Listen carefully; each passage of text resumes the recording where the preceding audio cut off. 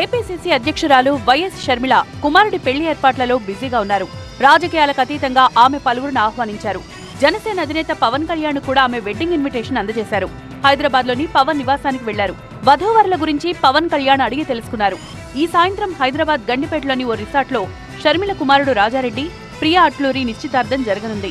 ఈ వేడుకలో పాల్గొనేందుకు రాజారెడ్డి మేనమామ ఏపీ సీఎం జగన్ ఈ సాయంత్రం హైదరాబాద్ కు రానున్నారు.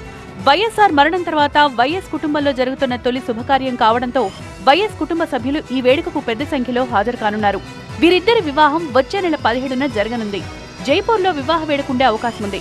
వివాహ వేడుకకు హాజరు కావాలని Telangana CM Revanth Reddy, deputy CM Bhatti Vikramarka, మాజీ సీఎం చంద్రబాబు నాయుడిని షర్మిల స్వయంగా ఆహ్వానించారు.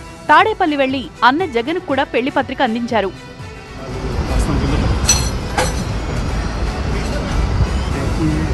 कांग्रेस